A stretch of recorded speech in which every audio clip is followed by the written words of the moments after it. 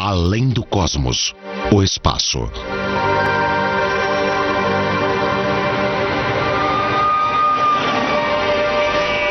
A gente enxerga o mundo como um lugar cheio de coisas. Prédios, carros, ônibus e pessoas. Em nenhum lugar isso parece tão evidente como numa cidade populosa como Nova York.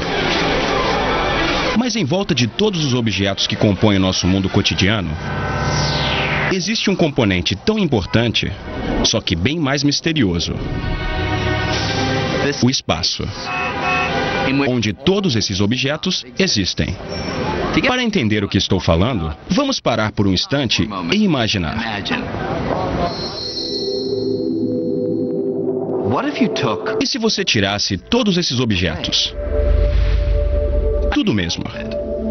As pessoas, os carros e os prédios. Não só os objetos na Terra, mas a própria Terra também.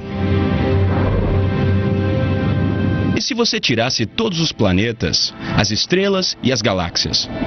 Não só os objetos grandes, mas coisas muito pequenas, até os menores átomos de gás e poeira. E se você removesse tudo, o que sobraria? A maioria de nós diria que não sobraria nada, e isso está certo. Mas o estranho é que também está errado. O que sobra é o espaço vazio. Acontece que o espaço não é um nada, é alguma coisa. Uma coisa com características ocultas tão reais como as dos objetos do nosso dia a dia. Na verdade, o espaço é tão real que pode se curvar, pode se torcer e pode se ondular. É tão real que o espaço vazio em si ajuda a moldar tudo no mundo à nossa volta e forma o próprio tecido do cosmos.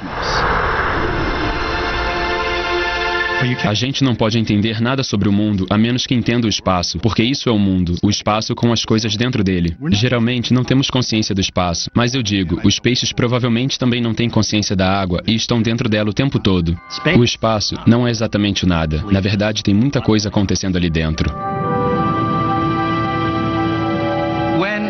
Quando a maioria de nós pensa no espaço sideral, um lugar que está muito, muito longe. Mas o espaço está em toda parte. Podemos dizer que é o que existe de mais abundante no universo. Mesmo os menores objetos, como os átomos, o ingrediente básico em você, em mim e em tudo que vemos no mundo, até eles são quase inteiramente feitos de espaço vazio. Se a gente removesse todo o espaço dentro de todos os átomos que constituem as pedras, os vidros e o aço do Empire State Building, sobraria apenas um pedacinho do tamanho de um grão de arroz, mas que pesaria centenas de milhares de quilos. Todo o resto é espaço vazio. Mas o que é o espaço exatamente? O pai da ciência moderna imaginou o espaço como um palco vazio. Para Newton, o espaço era a moldura para tudo o que acontece no cosmos. A arena onde o teatro do universo é encenado. O palco de Newton era passivo, absoluto, eterno e imutável. A ação não afetava o palco e o palco não afetava a ação. Ao representar o espaço dessa forma, Newton foi capaz de descrever o mundo como ninguém tinha sido capaz até então. Seu palco imutável permitia que ele entendesse quase todo o movimento que vemos e descrevesse leis que prevêem desde a forma como uma maçã cai da árvore até a órbita da Terra em torno do Sol. Essas leis funcionam tão bem que são usadas até hoje, seja para lançar satélites ou para pousar aviões. Todas elas dependem de um conceito radical: o espaço é real. Mesmo que você não possa ver, cheirar ou tocar, o espaço é real e físico o suficiente para ser uma referência para certos tipos de movimento, como a patinadora. Newton dizia que quando ela gira, seus braços se abrem porque ela está girando em relação a alguma coisa, que é o próprio espaço. Os filósofos têm discutido a natureza do espaço há muito tempo. O que Newton fez foi mudar os termos do debate. Com isso, a ciência moderna nasceu. O palco de Newton foi um sucesso e ficou sob os holofotes por mais de 200 anos. Mas nas primeiras décadas do século XX, surgiu um novo conjunto de ideias que balançou as estruturas do palco de Newton. Essas ideias foram apresentadas por um jovem funcionário de um escritório de patentes na Suíça. O nome dele era Albert Einstein. Einstein cresceu no final do século XIX, a alvorada da era da eletricidade. A energia elétrica estava iluminando as cidades, dando origem a vários tipos de tecnologia que Newton nunca poderia ter imaginado. Todos os novos desenvolvimentos estavam relacionados com a luz, que fascinava Einstein desde criança. Não as lâmpadas e os postes de luz, mas a própria natureza da luz. A fascinação por uma característica particularmente estranha da luz, sua velocidade, foi o que levou Einstein a derrubar o conceito de Newton sobre o espaço. Para entender como, vamos dar uma voltinha.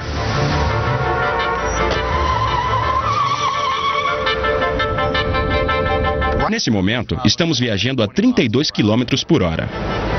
Para ir mais rápido, o motorista só precisa pisar no acelerador para a velocidade mudar. A gente pode sentir a mudança, mas também pode ver no velocímetro do táxi ou num desses radares de velocidade. Pode diminuir agora. Mas imagine que em vez de medir a velocidade do táxi, você tenha um sinal de radar que mede a velocidade da luz emitida pelo farol. Esse sinal mediria a luz viajando a uma velocidade espantosa, 1.080.000 km por hora. Quando o táxi começa a andar, você pode pensar que a velocidade da luz aumenta tanto quanto a velocidade do carro. Afinal de contas, o táxi em movimento dá um empurrãozinho para a luz. Mas, para nossa surpresa, não é isso que acontece. Nosso sinal de radar, ou qualquer outra medição da velocidade da luz, sempre vai detectar a luz viajando a 1.080.000 km por hora, independente do carro estar em movimento ou não. Mas como pode ser? Como todas as medições da velocidade da luz podem ter sempre o mesmo resultado? Quando você corre até uma parede, ela está indo em direção a você mais rápido do que quando você está parado em relação a ela. Mas o mesmo não acontece com a luz. A velocidade da luz é a mesma para todo mundo. Isso é extraordinário. Einstein resolveu esse quebra-cabeça da seguinte forma. Sabendo que a velocidade é só uma medida do espaço que um objeto percorre ao longo do tempo, ele propôs uma ideia incrível. O espaço e o tempo poderiam trabalhar juntos, se ajustando constantemente na medida certa para que a velocidade da luz seja sempre 1.080.000 km por hora. Para respeitar essa característica absoluta da luz, o tempo não poderia mais ser absoluto. O espaço teria que deixar de ser absoluto. E ambos precisariam ser relativos de um jeito que um influenciasse o outro. A ideia de que o espaço e o tempo são relativos só é estranha porque não nos movemos rápido o suficiente no dia a dia para perceber isso. Mas se o táxi pudesse correr a uma velocidade próxima da luz, os efeitos não estariam mais ocultos. Por exemplo, se você estivesse numa esquina e eu passasse por você perto da velocidade da luz, você veria o espaço se ajustando. E ia parecer que o meu táxi só tem alguns centímetros. E que o ponteiro do meu relógio gira muito devagar.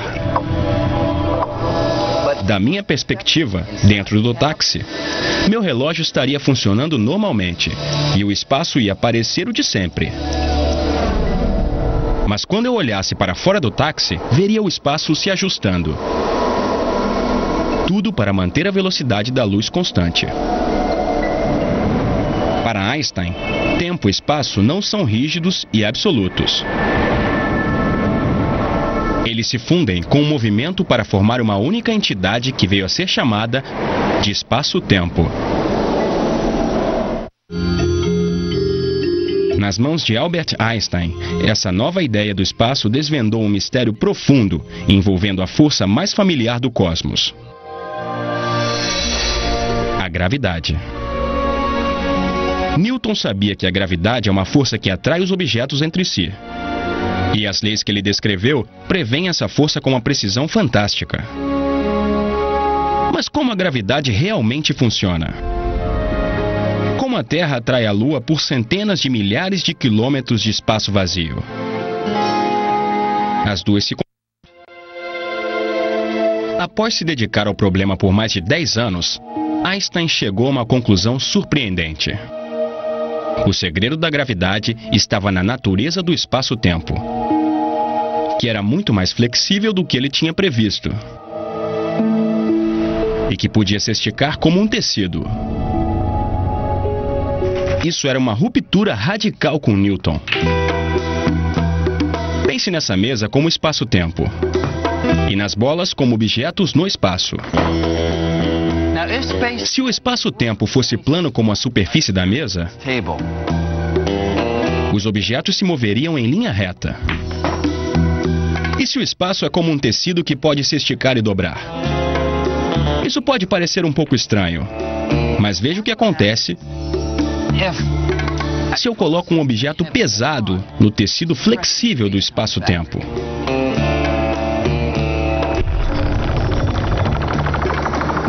Se eu der mais uma tacada, as bolas vão se mover por uma cavidade criada no tecido por esse objeto. Einstein percebeu que é assim que a gravidade funciona de fato. Ela é a deformação do espaço-tempo causada pelos objetos nele. Em outras palavras, a gravidade é a própria forma do espaço-tempo.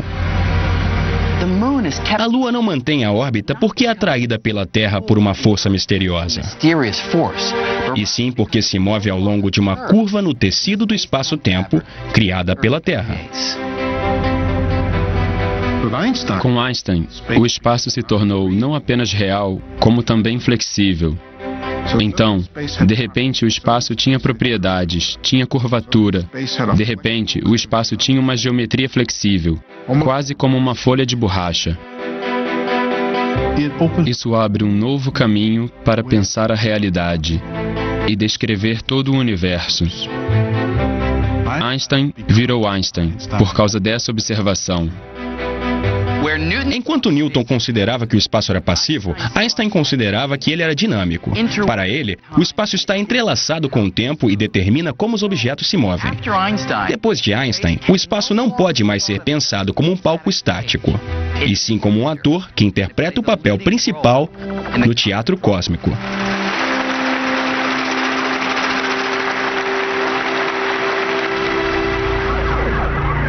Agora, uma coisa é pensar o espaço como sendo dinâmico, ativo e flexível, como um tecido. Mas ele é realmente assim? Isso é apenas uma metáfora ou descreve de fato o que é o espaço? A teoria de Einstein prevê que uma nova forma de descobrir seria fazer uma viagenzinha até a borda de um buraco negro. Os buracos negros, estrelas que sofreram colapso, são objetos maciços que foram reduzidos a uma fração de seu tamanho original. De acordo com os cálculos de Einstein, a gravidade em volta deles é tão forte que um buraco negro girando pode arrastar com ele todo o espaço, que é torcido como se fosse um pedaço de pano. O buraco negro mais próximo está a trilhões de quilômetros de distância, o que faz com que seja um grande desafio testar essa previsão. Mas no final dos anos 50, um físico chamado Leonard Schiff começou a procurar uma maneira de testar as ideias de Einstein mais perto de casa. Schiff se inspirou em um objeto que consideramos um brinquedo de criança: o giroscópio. Ele pensou que, se o espaço realmente se torce como um pano, o giroscópio pode ajudar a detectar isso. Era uma ideia estranha e foi desenvolvida em um lugar estranho. A piscina dos professores em Stanford. Lá, em 1959, Schiff se encontrou com dois colegas, William Fairbank e Bob Cannon. Ele estava empolgado com o anúncio de um giroscópio de alta tecnologia que tinha visto. Apesar de ter uma aparência diferente, ele funcionava basicamente como um brinquedo de criança. Naquele momento, os três decidiram lançar um dispositivo como esse na órbita da Terra. Normalmente, o eixo de um giroscópio aponta para uma direção fixa. Mas se a Terra está realmente arrastando o espaço, o eixo do giroscópio seria arrastado junto com ele, deslocando sua orientação de um jeito que poderia ser medido. Era um plano brilhantemente simples. Só tinha um problema. As teorias de Einstein prevêem que a rotação da Terra torce o espaço só um pouquinho. Tão pouco que seria como medir a altura de uma moeda a 100 quilômetros de distância. A equipe ficou mais de 2 anos tentando entender como fazer uma medição tão precisa.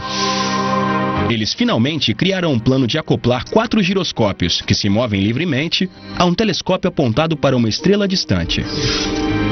Se o espaço se torce, ao longo do tempo, os giroscópios não apontariam mais para a estrela, já que ficariam presos na torção do espaço.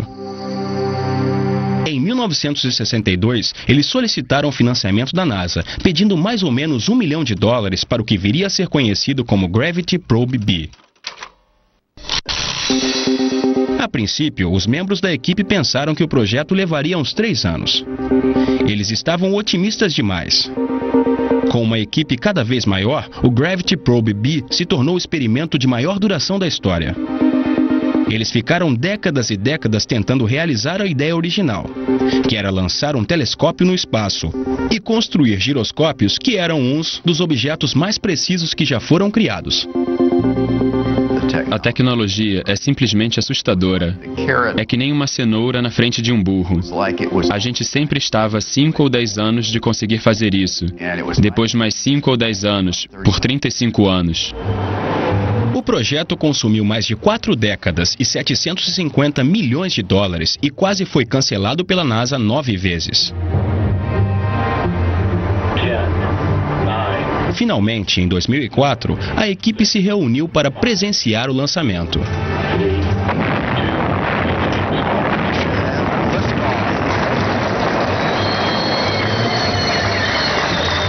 Dos 3 homens que estavam na piscina em 1959, só um ainda estava vivo para ver.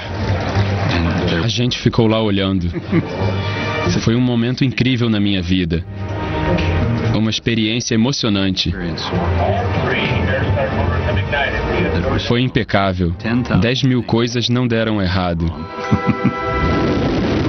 Por quase um ano, o Gravity Probe B orbitou em volta da Terra, enquanto a equipe monitorava ansiosamente cada movimento, tentando ver se a Terra realmente torcia o espaço. Os dados finalmente começaram a chegar. E havia um problema. Os giroscópios estavam tendo uma pequena oscilação inesperada. E ajeitar os dados custaria milhões de dólares. O dinheiro estava acabando e parecia que o trabalho de quase meio século estava prestes a descer pelo ralo.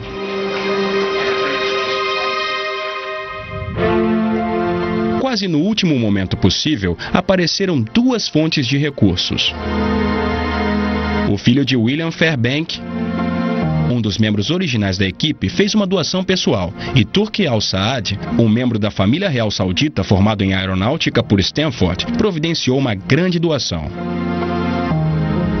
Ao longo dos próximos 2 anos, o problema com os dados foi resolvido, revelando que os eixos dos giroscópios tinham se deslocado quase exatamente como estava previsto nas equações de Einstein. Acho que foi a primeira vez que deu para ver o efeito de Einstein, a deriva, a olho nu.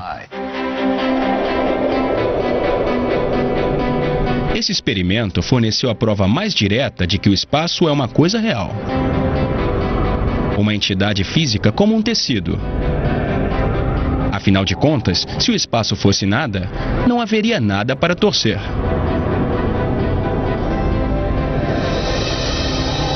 Ao mesmo tempo em que Albert Einstein estava investigando o espaço nas maiores escalas, outro grupo de físicos estava examinando o universo em escalas extremamente pequenas.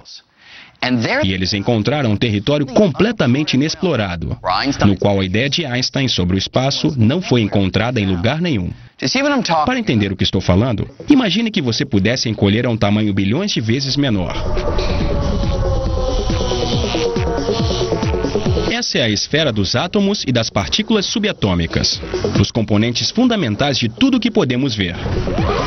Se você tem esse tamanho, o mundo segue um conjunto de leis totalmente diferente, chamado mecânica quântica.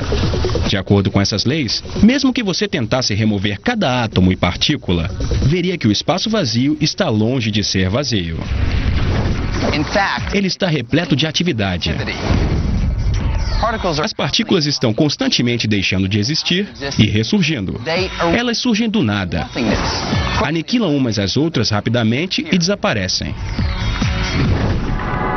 Embora a teoria previsse isso, foi em 1948 que um cientista chamado Hendrik Casimir sugeriu que, embora a gente não possa ver essas partículas, por causa delas o espaço faz uma coisa que podemos ver. Ele previu que se você pegasse duas placas comuns de metal e colocasse uma perto da outra, mais perto que a espessura de uma folha de papel, algumas partículas com determinadas energias seriam excluídas, porque de certa forma elas não iam caber entre as placas. Como a maior parte dessa atividade frenética acontece fora das placas e não dentro, Casimir achou que elas seriam aproximadas por aquilo que geralmente chamamos de espaço vazio. Alguns anos mais tarde, esse experimento foi realizado.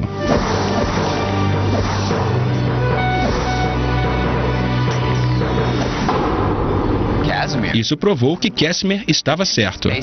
No espaço vazio, as placas se aproximavam. Então, na escala atômica, o espaço vazio não é vazio. É tão inundado de atividade que pode forçar objetos a se mover. Hoje em dia, a busca por entender o espaço na menor escala continua com um dos experimentos científicos mais caros da história. Esse é o CERN, a Organização Europeia para a Pesquisa Nuclear, em Genebra. Aqui, enterrado a mais de 50 metros do solo, está o Grande Colisor de Hadron, o acelerador mais poderoso do mundo. Seu custo foi cerca de 10 bilhões de dólares, e ele acelera partículas subatômicas até mais de 99,99% da velocidade da luz, e faz com que elas colidam umas contra as outras. Na chuva de detrito produzido por essas colisões, os cientistas descobriram uma fauna de partículas estranhas e exóticas. Agora mesmo, eles estão perseguindo uma das mais complexas. Uma partícula que seria fundamental para formar tudo, desde os átomos no nosso corpo até as estrelas mais distantes. Se essa partícula for encontrada, ela vai redefinir nossa concepção do espaço e cumprir uma missão que começou mais de 40 anos atrás. Tudo começou em 1964, quando um jovem físico inglês chamado Peter Higgs fez uma sugestão tão radical sobre o espaço que quase arruinou sua vida. Me disseram que eu estava falando bobagem, que eu não poderia estar certo. É claro que ninguém entendeu o que eu estava falando.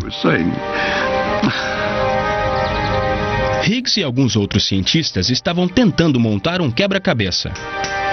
Todas as partículas fundamentais do universo contêm diferentes quantidades de massa, que normalmente consideramos peso. Sem a massa, essas partículas nunca se combinariam para formar os átomos que compõem todas as coisas que vemos no mundo. Mas o que cria a massa? Por que as partículas têm diferentes massas? Por mais que os cientistas tentassem, ninguém nunca tinha sido capaz de responder essa questão complexa. Num fim de semana, após uma caminhada nos arredores de Edimburgo, Higgs teve uma ideia curiosa. Usando a matemática, ele imaginou o espaço de um novo jeito, como se ele fosse um oceano.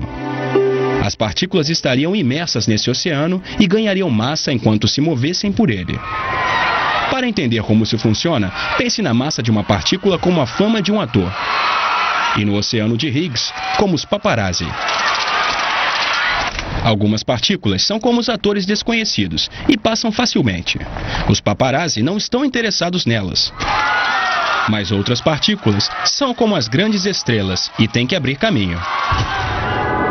Quanto mais essas partículas se esforçam para passar, mais elas interagem com o oceano e ganham massa. Higgs estava convencido de que tinha feito uma grande descoberta. Mas quando ele enviou sua ideia para um jornalista do CERN, ela foi rejeitada. Sem se abalar, Higgs aprimorou sua teoria, até que surgiu a chance de apresentá-la no antigo recanto de Einstein, o Instituto de Estudos Avançados de Princeton. Ele esperava que suas ideias fossem encontrar os críticos mais ferrenhos lá. Eu estava dirigindo feliz na estrada, quando vi uma placa para Princeton. E isso me fez perceber no que eu estava me metendo. Comecei a suar frio e a tremer. Tive que parar o carro para me recompor. Mas Higgs insistiu. Aquela foi a primeira de uma série de conversas que iriam convencer seus colegas de uma vez por todas que aquilo era uma grande descoberta. No fim das contas, eu os venci pelo cansaço. Eu triunfei. Então aproveitei as festas que vieram em seguida. Hoje, a ideia pioneira de Higgs, chamada de campo de Higgs, é crucial para o nosso entendimento do espaço.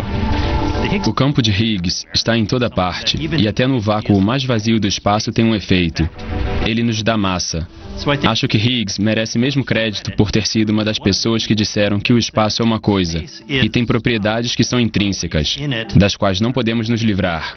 Não dá para desligar elas. O único problema é que não temos nenhuma prova física de que o campo de Higgs existe. Pelo menos não ainda. Mas aqui no CERN, os cientistas estão tentando colidir as partículas umas com as outras com tanta energia que elas vão soltar um pedaço de campo de Higgs, produzindo uma partícula própria. É como se eles estivessem tentando tirar uma lasca do espaço.